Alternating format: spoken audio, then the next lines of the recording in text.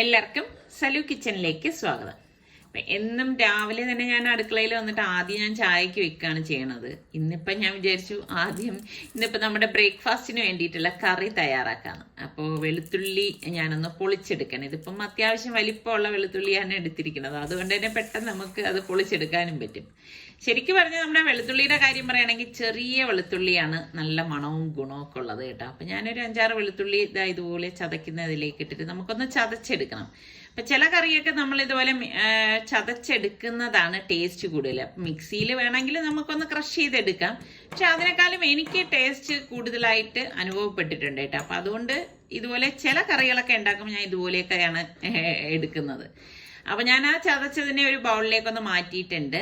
ഇനി നമുക്ക് 1 ടീസ്പൂണ് ചെറിയ ജീരകം, ഒരു 3 പച്ചമുളകും കൂടിയിട്ട് ഇതിലേക്ക് ഇട്ടിട്ട് അതും നമുക്കൊന്ന് ചതച്ചെടുക്കാം. അപ്പൊ ഞാൻ നേരത്തെ പറഞ്ഞതുപോലെ ഈ പച്ചമുളകൊക്കെ ചതച്ചെടുക്കുന്നതും അരച്ചെടുക്കുന്നതും വ്യത്യാസമുണ്ട് കേട്ടോ. പിന്നെ ഞാൻ തലേ ദിവസം തന്നെ ഗ്രീൻ പീസ് വെള്ളത്തിൽ ഇട്ടിട്ടുണ്ടായിരുന്നു. അപ്പം ഞാനൊരു 1.5 കപ്പ് ഗ്രീൻ പീസാണ് എടുത്തിരുന്നത് കേട്ടോ. അപ്പം അത് നല്ലതുപോലെ ഒന്ന് കുതിർന്ന് വന്നിട്ടുണ്ട്. അപ്പം ഞാൻ വാഷ് ചെയ്തിട്ട് തന്നെയാണ് ഇട്ടത്. എന്നാലും ഞാൻ ഈ സമയമാകുമ്പോഴേക്ക് എടുക്കുന്നതിന് മുൻപ് ഒന്ന് വാഷ് ചെയ്തെടുക്കും കേട്ടോ. അതിൽ ചെറിയൊരു സ്മെല്ല് ഉണ്ടാവില്ല ഗ്രീൻ പീസിൻ്റെ. എനിക്ക് ആ ഒരു സ്മെല്ല് വരുന്നത് ഇഷ്ടമല്ല. അതുകൊണ്ടാണ് ഞാൻ പിന്നും അതൊന്ന് കഴുകി എടുക്കുന്നത്. പിന്നെ ഫ്രോസൺ ഗ്രീൻ പീസ് വേണമെങ്കിൽ നമുക്ക് എടുക്കാം. പിന്നെ ഈ ഫ്രോസൺ ഗ്രീൻ പീസിനെക്കാളും കുറച്ചുകൂടി എനിക്ക് ടേസ്റ്റ് ആയിട്ട് തോന്നിയിട്ടുള്ളത് ഈ ഗ്രീൻ പീസ് തന്നെയാണ് കേട്ടോ. പട്ടാണി എന്ന് പറയും. ഇനി വേറെന്ത് പേര് പറയുമെന്ന് എനിക്ക് അറിയത്തില്ല കേട്ടോ. ഇതിന് പച്ചപ്പട്ടാണി എന്നാണ് സാധാരണ പറയുന്നത്. നിങ്ങൾക്ക് എങ്ങനെയാ, ഫ്രോസൺ ഗ്രീൻ പീസ് ആണോ അതേ ഇതുപോലെ നമ്മൾ വെള്ളത്തിൽ കുതിർത്തെടുക്കുന്ന ഗ്രീൻ പീസ് ആണോ ഇഷ്ടം ഒന്ന് പറയേട്ടാ. അപ്പൊ ഞാൻ ഇതുപോലെ ഒന്ന് കഴുകി എടുത്തിട്ടുണ്ട്. അപ്പൊ ഞാൻ പ്രഷർ കുക്കറിൽ വെച്ചിട്ടാണ് ഇതൊന്ന് റെഡിയാക്കി എടുക്കുന്നത്. അപ്പൊ ഗ്യാസിൽ അല്ലാതെ നമ്മൾ വെച്ച് വേവിച്ചെടുക്കുകയാണെങ്കിൽ ഒത്തിരി ടൈം എടുക്കും കേട്ടോ. അപ്പൊ ഇതിലേക്ക് തന്നെ നമ്മൾ ഈ ചതച്ച് വെച്ചിരിക്കുന്ന വെളുത്തുള്ളി അല്ലി ഉണ്ടല്ലോ അതിട്ട് കൊടുക്കാം. പിന്നെ ഈ നമ്മുടെ പച്ചമുളകും ചെറിയ ജീരകവും കൂടി ചതച്ചെടുത്തതും കൂടി ഇതുപോലെ ഇട്ട് കൊടുക്കണം. പിന്നെ 1 ടീസ്പൂണോളം മഞ്ഞൾപ്പൊടിയും അതുപോലെ തന്നെ 1/2 ടീസ്പൂൺ ഗരം മസാല പൊടിയും പാകത്തിനുള്ള ഉപ്പും കൂടി ഞാൻ ഇട്ട് കൊടുക്കുകയാണ്. ഇനി നമുക്ക് ഇതിലേക്ക് ഗ്രീൻ പീസ് നികക്കെയുള്ള വെള്ളം മാത്രമേ ഞാൻ ഒഴിച്ചിട്ടുള്ളൂ. ഒരുപാട് വെള്ളം ഒഴിക്കേണ്ട ആവശ്യമില്ല കേട്ടോ. അപ്പൊ ഞാൻ കുക്കർ മൂടി വെയിറ്റ് ഇട്ടിട്ട് 2 വിസിൽ വരെയാണ് ഇതൊന്ന് വേവിച്ചെടുക്കുന്നത്. സാധാരണ ഞാൻ രാവിലെ ചായക്ക് വെച്ചിട്ടാണ് പിന്നെ മറ്റു ജോലികളിലൊക്കെ ഏർപ്പെടുന്നത്. ഇന്നിപ്പം ഞാൻ ആദ്യം തന്നെ കറി ഉണ്ടാക്കാനുള്ള കാര്യം എന്താണെന്ന് വെച്ചാൽ ഇന്ന് നമ്മുടെ സുൽത്താൻ ബാംഗ്ലൂരിൽ നിന്ന് വരുന്നുണ്ട് കേട്ടോ. അപ്പം അവൻ വരുമ്പോഴേക്ക് വിശക്കുന്നെന്ന് പറഞ്ഞായിരിക്കും നേരെ അടുക്കളയിലേക്ക് വരുന്നത്. അപ്പം അതുകൊണ്ടാണ് ഞാനിപ്പം കറി നേരത്തെ തന്നെ തയ്യാറാക്കുന്നത്. അപ്പം ചായക്കും കൂടെ വെച്ചപ്പോഴേക്കും ഇതേ ചായയും റെഡി ആയിട്ടുണ്ട്. നിസാറിക്കാണെങ്കിൽ കറക്റ്റ് രാവിലെ ആ ഒരു കറക്റ്റ് ടൈമിന് ചായ കിട്ടേ വേണം. അപ്പൊ പിന്നെ ചായയും ഇപ്പം റെഡിയായി. ഇനിയിപ്പം നിസാറിക്കുള്ള ചായയും കൊണ്ട് കൊടുത്ത ശേഷം വേണം എൻ്റെ ബാക്കി ജോലികൾ എനിക്കൊന്ന് ചെയ്ത് തീർക്കാനായിട്ട്. അത് കഴിഞ്ഞ് വേണം സുൽത്താനെ വിളിക്കാനായിട്ട് നമുക്ക് പോവാൻ. അപ്പൊ നമ്മളുടെ ഗ്രീൻ പീസ് റെഡി ആയിക്കൊണ്ടിരിക്കുന്ന നേരത്ത് നമുക്ക് പലഹാരം തയ്യാറാക്കാം. അപ്പൊ അതിന് വേണ്ടിയിട്ട് ഞാനിവിടെ 3 കപ്പ് ഗോതമ്പ് മാവും 2 ടേബിൾ സ്പൂൺ മൈദ മാവും അതുപോലെ തന്നെ 1/4 കപ്പ് റവ ഉണ്ടത്. അത് വറുത്തതോ വറുക്കാത്തതോ ഏത് വേണമെങ്കിലും എടുക്കാം കേട്ടോ. പിന്നെ പാകത്തിനുള്ള ഉപ്പും കൂടി നമുക്ക് ഇതിലേക്ക് ഇട്ട് കൊടുക്കണം.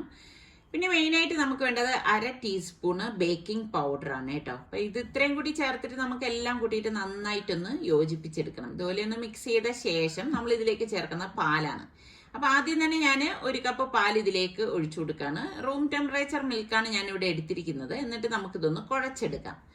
അപ്പം ആദ്യം 1 കപ്പ് പാല് ഫുള്ളായിട്ട് ചേർത്തൊന്ന് കുഴച്ചു കൊടുക്കുക. അതിനുശേഷം നമുക്കിതിലേക്ക് ആവശ്യത്തിനനുസരിച്ചുള്ള പാലോ വെള്ളമോ ചേർത്ത് കൊടുക്കാം കേട്ടോ. ഞാനിവിടെ വെള്ളമാണ് എടുത്തിരിക്കുന്നത്. വീണ്ടും ഞാൻ 1 കപ്പ് വെള്ളം എടുത്തതെന്ന് കുറേശ്ശെ ഇതുപോലെ ഒഴിച്ചിട്ട് ഒന്ന് കുഴച്ചെടുക്കുകയാണ്. അപ്പൊ ഇതൊക്കെ നമ്മൾ എടുക്കുന്ന മാവിനെയൊക്കെ ഡിപ്പെൻഡ് ചെയ്തിരിക്കും കേട്ടോ, എത്ര വെള്ളം വേണം എന്നുള്ളത്. ഇപ്പൊ ഞാൻ കറക്റ്റായിട്ട് 1 കപ്പ് വെള്ളവും ചേർത്തിട്ടുണ്ട്. നമ്മൾ ചപ്പാത്തിക്കൊക്കെ കുഴച്ചെടുക്കത്തില്ലേ, ആ ഒരു രീതിയിൽ നന്നായിട്ടൊന്ന് കുഴച്ചെടുത്താൽ മതി. ഇനി നമുക്കിതൊരു 1/2 മണിക്കൂറെങ്കിലും റെസ്റ്റ് ചെയ്യാനായിട്ട് മാറ്റി വെക്കണം. അപ്പൊ ഞാനിത് മാറ്റി വെക്കുകയാണ്. ഈ സമയം കൊണ്ട് നമ്മളുടെ പ്രഷർ കുക്കറിന്റെ സ്റ്റീമൊക്കെ പോയിട്ടുണ്ടായിരുന്നു. നമ്മുടെ ഗ്രീൻ പീസ് കറക്റ്റ് പരുവത്തിന് വെന്ത് വന്നിട്ടുണ്ട് കേട്ടോ. ഇതാണ് അതിന്റെ ഒരു പരുവം. ഒരുപാട് വെള്ളം ആയി പോരുതെന്നും ഞാൻ പറഞ്ഞത് ഇതുകൊണ്ടാണ്. വെള്ളം ആയി കഴിഞ്ഞാൽ ഇനി നമുക്ക് അരപ്പ് ചേർക്കാനുണ്ട്. അപ്പം മിക്സിയുടെ ജാറിലേക്ക് ഞാൻ ഇവിടെ ഒരു 3 കൈപ്പിടി തേങ്ങയാണ് എടുത്തിരിക്കുന്നത്. അളവ് പറയുകയാണെങ്കിൽ ഒരു 1/2 കപ്പ് തേങ്ങ എടുത്താൽ മതിയാവും കേട്ടോ. തേങ്ങയുടെ അളവ് കൂടിയാലും അത്ര നന്നാവില്ല. ഇനി നമുക്ക് 3 ചെറിയ ചുവന്നുള്ളിയും 1 ടീസ്പൂൺ പെരിഞ്ജീരകയില്ലേ, വലിയ ജീരകവും കൂടി ഇട്ടിട്ട് നമുക്കിതൊന്ന് അടിച്ചെടുക്കണം. അപ്പം ആവശ്യത്തിനുള്ള വെള്ളം ഒഴിച്ചിട്ടാണ് ഞാൻ ഇതായിപ്പോൾ അടിച്ചെടുത്തത്. അപ്പം ഈ അരപ്പ് നമുക്ക് ഈ ഗ്രീൻ പീസിന്റെ കൂട്ടിലേക്ക് ഇട്ട് കൊടുക്കാം. അപ്പൊ ഇത്രയുള്ള സംഭവം. ഇനി നമുക്കിത് നന്നായിട്ടൊന്ന് മിക്സ് ചെയ്ത് കൊടുക്കണം. അപ്പൊ ഗ്യാസ് ഓൺ ചെയ്ത ശേഷം നമ്മൾ മിക്സ് ചെയ്തിട്ട് മിക്സിയുടെ ജാറിലേക്ക് ഞാൻ ആ ജാറ് ഫുള്ളായിട്ട് വെള്ളം എടുത്തിട്ടുണ്ട്. അപ്പൊ അത് കുറേശ്ശെ ഇതുപോലെ ഒഴിച്ചു കൊടുത്ത് നോക്കും. അപ്പൊ നമുക്ക് എത്രയാണ് ലൂസ് അല്ലെങ്കിൽ എത്രയാണ് തിക്ക് അതിനനുസരിച്ച് എടുത്താൽ മതി. ഇതിപ്പം ഫുള്ളായിട്ട് ഞാൻ ചേർത്ത് കൊടുക്കുകയാണ്. ഇതാണ് ഇതിന്റെ ഒരു കറക്റ്റ് പരുവം എന്ന് പറയുന്നത് കേട്ടോ. അപ്പം ഇനി ഇത് ഒന്ന് ബോയിൽ ആവണം, അത്ര മാത്രമേ ഉള്ളൂ. അപ്പം നമുക്ക് ഞാൻ നോക്കിയപ്പോൾ കുറച്ച് ഉപ്പിന്റെ കുറവുണ്ടായിരുന്നു. അപ്പം ഞാൻ കുറച്ച് പാകത്തിനുള്ള ഉപ്പും കൂടി ഇട്ടിട്ടാണ് ഇതൊന്ന് ഇളക്കിയെടുക്കുന്നത്. നല്ല മണം വരുന്നുണ്ട്. നമ്മൾ വെളുത്തുള്ളി ചെറിയ ജീരകമൊക്കെ ചേർത്തുകൊണ്ട് തന്നെ സൂപ്പർ മണമാണ് കേട്ടോ. ഇനി നമുക്കിതൊന്ന് താളിച്ചൊഴിക്കണം. അപ്പൊ താളിച്ചൊഴിക്കാൻ വേണ്ടിയിട്ട് എപ്പോഴും നമ്മൾ വെളിച്ചെണ്ണ എടുക്കുന്നതാണ് നല്ലത് കേട്ടോ. ഈ ഒരു കറിക്ക് അതാണ് നല്ലത്. കുറച്ച് കടുകിട്ടൊന്ന് പൊട്ടിച്ചു കൊടുക്കാം. കടുക് പൊട്ടി വരുമ്പോഴേക്ക് ഞാനിവിടെ വറ്റൽമുളകും പച്ചമുളകും എടുത്തിട്ടുണ്ട്. രണ്ടും കൂടി ഇതുപോലെ ഒന്ന് മൂപ്പിച്ചെടുക്കണം. കുറച്ച് കറിവേപ്പിലയും കൂടി നമുക്ക് ഇതിലേക്ക് ഇട്ടെടുക്കാം. അപ്പം ഇതിലേക്ക് ഞാനൊരു കളറിന് വേണ്ടിയിട്ട് 1/4 ടീസ്പൂൺ മഞ്ഞൾപ്പൊടി കൂടി ചേർത്തിട്ടുണ്ട്. അപ്പൊ ഈ താളിച്ചത് നമുക്ക് ഈ കറിയിലേക്ക് ഒഴിച്ചു കൊടുക്കാം. അപ്പൊ നമ്മളുടെ കറിയുടെ കറക്റ്റ് പരുവത്തിന് വന്നിട്ടുണ്ട് കണ്ടോ. ഇതാണ് അതിന്റെ പരുവം. ഇതിപ്പോ ഗ്യാസ് ഓഫ് ചെയ്ത് നമ്മൾ കുറച്ച് കഴിഞ്ഞ് എടുക്കുമ്പോഴേക്ക് കറക്റ്റ് പരുവത്തിന് ഒന്ന് കുറുകി തന്നെ ഇരിക്കും കേട്ടോ. നല്ല കറക്റ്റാണ് ഇതിന്റെ ആ ഒരു പരുവം എന്ന് പറഞ്ഞാൽ. അടിപൊളിയാണ് കേട്ടോ. അപ്പൊ ട്രൈ ചെയ്യാത്തവര് ട്രൈ ചെയ്ത് നോക്കിയിട്ട് എങ്ങനെയുണ്ടെന്നുള്ള ഫീഡ്ബാക്ക് കൂടി എനിക്ക് തരണേ. അപ്പോൾ ഇവിടെ ഇപ്പൊ 1/2 മണിക്കൂർ ആയിട്ടുണ്ട് മാവ്. നമ്മൾ അതിനുശേഷം വീണ്ടും ഇതൊന്ന് കുഴച്ചെടുക്കും. എപ്പോഴും നമ്മൾ ഈ ചപ്പാത്തി ആയാലും പൂരി ആയാലും എന്ത് സാധനമായാലും നമ്മൾ ഇതുപോലെ കുഴച്ചിട്ട് ഒരു 1/2 മണിക്കൂർ റെസ്റ്റ് ചെയ്യാൻ വെച്ചാൽ മാത്രമേ അത് നല്ല പെർഫെക്റ്റ് ആയിട്ട് കിട്ടത്തുള്ളൂ കേട്ടോ. ധൃതിയിൽ നമ്മൾ പെട്ടെന്ന് അത് റെഡിയാക്കാന്ന് വിചാരിച്ചു കഴിഞ്ഞാൽ നിങ്ങൾ ശ്രദ്ധിച്ചിട്ടില്ല, അങ്ങനെ ചെയ്ത് നോക്കൂ. നമ്മൾ ഇതുപോലെ പരത്തുമ്പോൾ അതിന്റെ വശങ്ങളെല്ലാം വീണ്ടും കീറി വരും. അപ്പൊ അത് കറക്റ്റ് ആ ഒരു പരുവം കിട്ടത്തൂല്ല. ഞാൻ പറഞ്ഞില്ലേ 1/2 മണിക്കൂർ വെച്ചാൽ മാത്രമേ നമുക്ക് നന്നായിട്ട് എടുക്കാൻ പറ്റത്തുള്ളൂ. അപ്പം ഞാൻ ഓരോന്നും ഇതുപോലെ ഒന്ന് പരത്തി എടുക്കുകയാണ്. അപ്പൊ ചില സമയം ഞാൻ അപ്പോൾ തന്നെ പരത്തി ഫ്രൈ ചെയ്തെടുക്കുകയാണ് ചെയ്യണത്. അപ്പൊ ഞാൻ ഇരുമ്പ് ചട്ടിയിലേക്ക് പാകത്തിനുള്ള ഓയിൽ ഒഴിച്ചു കൊടുക്കുകയാണ്. ഓയിൽ ഒഴിച്ചിട്ട് നമുക്ക് ഈ പരത്തിയിരിക്കുന്ന ഓരോന്നും ഇട്ടിട്ട് ഫ്രൈ ചെയ്തെടുക്കാം. അപ്പൊ ഇത് ഒരു സ്പെഷ്യൽ പൂരിയാണ് കേട്ടോ. ബട്ടൂര എന്ന് പറയാൻ പറ്റത്തില്ല, കാരണം ബട്ടൂരയാണെങ്കിൽ നമ്മൾ അതിൽ കേടൊക്കെ ചേർക്കും. അതിന്റെ ഇൻഗ്രീഡിയൻസ് ഒന്നും അല്ല നമ്മൾ ചേർത്തിരിക്കുന്നത്. അപ്പം ഇത് പൂരി തന്നെയാണ്, കുറച്ച് വ്യത്യസ്തമായിട്ടുള്ള രീതിയിലാണെന്നേ ഉള്ളൂ. ഒട്ടും എണ്ണ കുടിക്കുകയോ ഒന്നും ചെയ്യത്തില്ല കേട്ടോ. അപ്പൊ നിങ്ങൾക്ക് ഇത് തീർച്ചയായിട്ടും ട്രൈ ചെയ്ത് നോക്കാം. പാലൊക്കെ ചേർത്തത് കൊണ്ട് തന്നെ നല്ല ടേസ്റ്റ് ആണ് കേട്ടോ. ഇത് പെട്ടെന്ന് അങ്ങ് താന്നു പോവുകയും ഇല്ല. എപ്പോഴും നമ്മൾ ഈ പൂരി ഉണ്ടാക്കുമ്പോൾ എണ്ണയിലിട്ട് ഇതൊന്ന് പൊങ്ങി വന്ന് ഉടൻ മറിച്ചിട്ട് കളയരുത്. ഒന്ന് അതിനൊരു സാവകാശം കൊടുക്കണം. അതിനുശേഷം മാത്രമേ നമ്മൾ ഇതുപോലെ ഒന്ന് മറിച്ചിട്ട് കൊടുക്കാവൂ കേട്ടോ. എന്നിട്ട് എല്ലായിടവും എന്തെന്ന് നല്ല ഉറപ്പ് വേണം, കാരണം ഇതിന്റെ ഉൾഭാഗമൊക്കെ നല്ലതുപോലെ ഒന്ന് വെന്ത് വരണം. എന്നിട്ട് തിരിച്ച് മറിച്ചു വിട്ടാണ് ഞാൻ ഇത് ഒന്ന് റെഡിയാക്കണം. ഈ ഒരു ഗോൾഡൻ കളർ ആവുമ്പോൾ നമുക്കിത് എണ്ണയിൽ നിന്ന് മാറ്റാം. അപ്പോൾ നമ്മളുടെ കറിയും അടിപൊളി സ്പെഷ്യൽ പൂരിയും റെഡിയാണ്. ഇത് രണ്ടും നല്ല ഒരു കോമ്പിനേഷനാണ് കേട്ടോ. ഇപ്പൊ നിങ്ങൾക്ക് ഈ പൂരിയുടെ കൂടെയൊക്കെ കഴിക്കാൻ താല്പര്യമുള്ള കറികൾ ഏതൊക്കെയാണ്? ചിലർക്ക് പൊട്ടാറ്റോ കറി ആയിരിക്കും, ചിലർക്ക് പനീർ കറി ആയിരിക്കും. ഓരോരുത്തർക്ക് ഓരോരോ ഇഷ്ടങ്ങളല്ലേ. പക്ഷെ ഇത് നല്ലൊരു കോമ്പിനേഷൻ തന്നെയാണ് കേട്ടോ, ഈ സ്പെഷ്യൽ പൂരിയും ഈ ഒരു ഗ്രീൻ പീസ് കറിയും. അപ്പൊ ഞങ്ങള് പെട്ടെന്ന് കഴിക്കുകയാണ്, കാരണം ഇനിയിപ്പം സുലുവിനെ വിളിക്കാനായിട്ട് പോകണമല്ലോ. അപ്പൊ സുലു വന്നിട്ട് ഭക്ഷണം കഴിക്കാന്ന് വിചാരിച്ചു കഴിഞ്ഞാൽ ഒത്തിരി ലേറ്റ് ആയി പോകും. ഇപ്പൊ നിസാറിക്കാണെങ്കിൽ അത്രയും വിശന്നിരിക്കാനുള്ള ആ ഒരു ഇതുണ്ടാവത്തില്ല. ഇപ്പം 10 മണിക്കാണ് സുൽത്താൻ റെയിൽവേ സ്റ്റേഷനിൽ എത്തുന്നത്. കൊച്ചുവേളിയിലാണ് ഇപ്രാവശ്യം വരുന്നത്. ആദ്യമായിട്ടാണ് സുൽത്താൻ ബാംഗ്ലൂരിൽ നിന്ന് ട്രെയിനിൽ വരുന്നത് കേട്ടോ. അപ്പൊ ഞങ്ങൾ വീട്ടിൽ നിന്ന് 9 മണിയായപ്പോ തന്നെ ഇറങ്ങി. അപ്പൊ ഇവിടെ എത്തിയപ്പോ കറക്റ്റ് ടൈം സുൽത്താൻ വരുവാണ്. അപ്പൊ സാധാരണ അവൻ ബസ്സിലാണ് വരുന്നത്.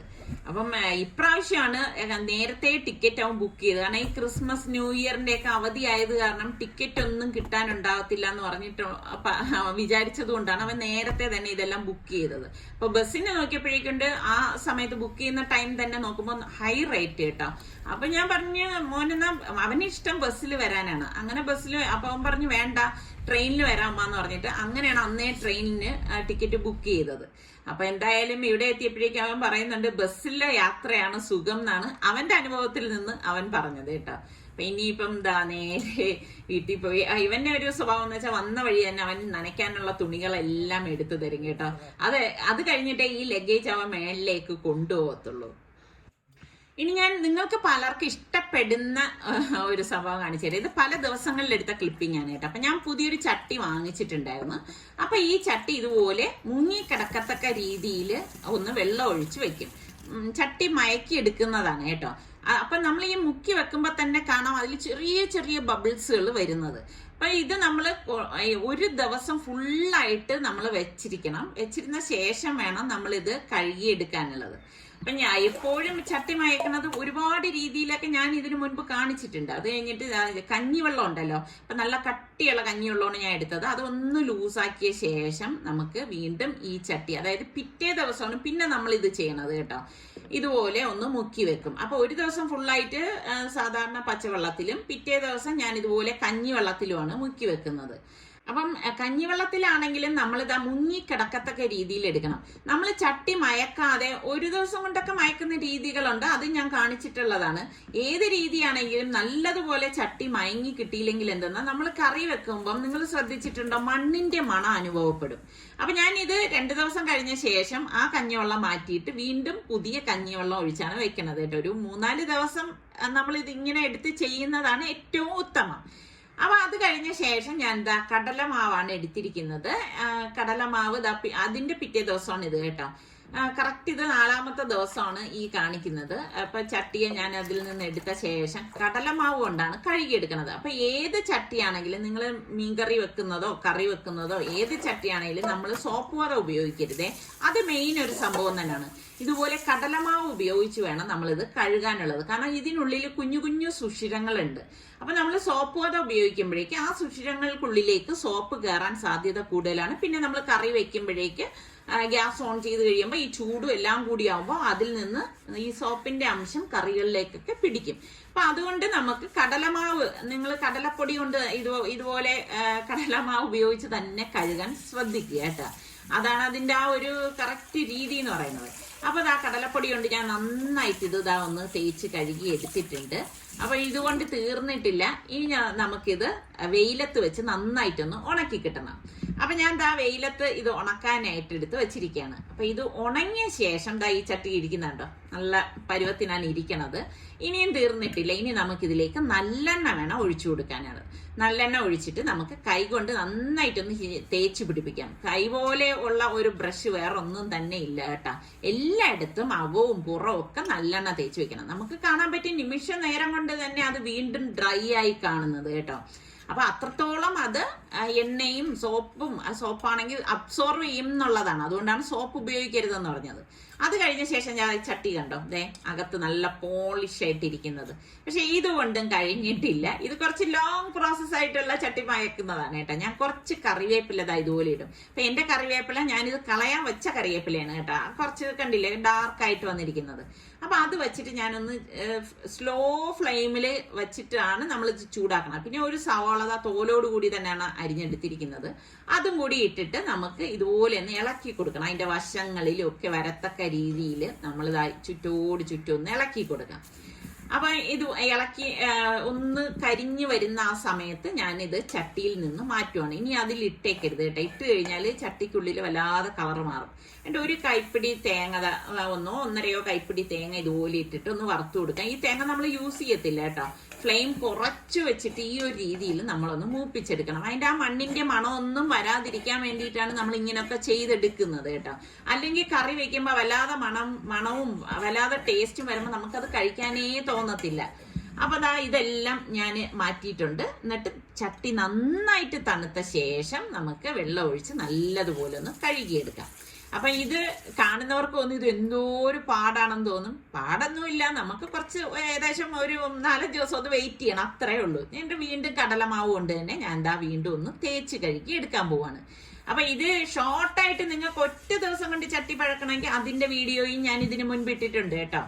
അപ്പൊ ഇത് ഞാൻ നല്ലതുപോലെ അകവും പുറവും എല്ലാം തേച്ച് കഴുകുവാണ്. അപ്പൊ അകവും പുറമൊക്കെ നന്നായിട്ടൊന്ന് തേച്ച് കഴുകി എടുക്കുകയാണ്. ഇപ്പൊ നമ്മൾ എക്സാമ്പിൾ പറയുകയാണെങ്കിൽ ഇപ്പൊ പ്രസവം കഴിഞ്ഞിട്ട് പ്രസവ ശുശ്രൂഷയില്ലേ, ഇപ്പൊ 4 ദിവസം കഴിഞ്ഞിട്ട് നമ്മൾ എഴുന്നേറ്റ് പോകുന്നവരുണ്ട്. അതുപോലെ തന്നെ 40 ദിവസം അതിന്റെ ട്രീറ്റ്മെന്റ് ഒക്കെ കഴിഞ്ഞിട്ട് വരുന്നതുണ്ട്. അപ്പൊ രണ്ടും തമ്മിലുള്ള വ്യത്യാസം നിങ്ങൾക്ക് അറിയാൻ പറ്റൂല. ആ ഒരു ഇത് തന്നെയാണ് നമ്മൾ ഈ ചട്ടി മയക്കുന്നതിലുള്ളത്. അപ്പൊ ഫ്ലെയിം നന്നായിട്ട് കുറച്ചിട്ട് വേണം ചട്ടി ചൂടാക്കാനുള്ളത്. എന്നിട്ട് ഞാൻ എന്താ കുറച്ച് വെളിച്ചെണ്ണയാണ് ഒഴിച്ചിരിക്കുന്നത്. എന്നിട്ടൊന്ന് ചുറ്റിച്ചു കൊടുക്കുകയാണ്. അതിന് ശേഷം എണ്ണ ചൂടാകുമ്പോഴേക്കും ഒരു മുട്ട പൊട്ടിച്ചതുപോലെ ഒന്നിട്ട് ഒഴിച്ചു കൊടുക്കാം കേട്ടോ. അപ്പൊ ഈ മുട്ട നമുക്ക് കളയൊന്നും വേണ്ട, കാരണം ചട്ടി നന്നായിട്ടൊന്ന് കഴുകിയല്ലേ, പാകത്തിനുള്ള ഉപ്പും ഒന്ന് ഇട്ട് കൊടുക്കാണ്. അപ്പൊ കഴിക്കാനുള്ളതായതുകൊണ്ട് ഞാൻ കുറച്ച് കുരുമുളകും കൂടി ഇതിലേക്ക് ഇടുന്നുണ്ട് കേട്ടോ. ഇനി നമുക്കിതൊന്ന് സ്ക്രാമ്പിൾ ചെയ്ത് എല്ലായിടത്തും ചട്ടിയുടെ എല്ലാ ഭാഗത്തും എത്തത്തക്ക രീതിയിൽ ഞാനൊന്ന് ഇളക്കി അങ്ങ് എടുക്കുകയാണ് കേട്ടോ. അപ്പം ഇതാണ് നമ്മളുടെ ചട്ടി മയക്കുന്നത്. ഇനി ഇത് നന്നായിട്ട് തണുത്ത ശേഷം വീണ്ടും ഞാൻ കടലപ്പൊടി കൊണ്ട് കഴുകിയിട്ട് പിന്നെ കറി വെക്കുകയാണ് ചെയ്യണത്. അപ്പം നിങ്ങൾക്ക് ഇന്നത്തെ നമ്മളുടെ ഈ എപ്പിസോഡ് ഇഷ്ടമായെന്ന് വിശ്വസിക്കുന്നു. അപ്പം നമ്മളുടെ ചാനൽ കണ്ടോണ്ടിരിക്കുന്നവരിൽ സബ്സ്ക്രൈബ് ചെയ്യാതെ കാണുന്ന ആരെങ്കിലും ഒക്കെ ഉണ്ടെങ്കിൽ നിങ്ങൾക്ക് നമ്മളുടെ ചാനൽ ഇഷ്ടപ്പെട്ടാൽ സബ്സ്ക്രൈബ് ചെയ്യാൻ, ആ ബെല്ലൈക്കൺ പ്രസ് ചെയ്യാനൊന്നും മറന്നു വരുതേ. അടുത്ത് നമുക്ക് നല്ല റെസിപ്പിയുമായി കാണുന്നത് വരെ എല്ലാവർക്കും ബൈ.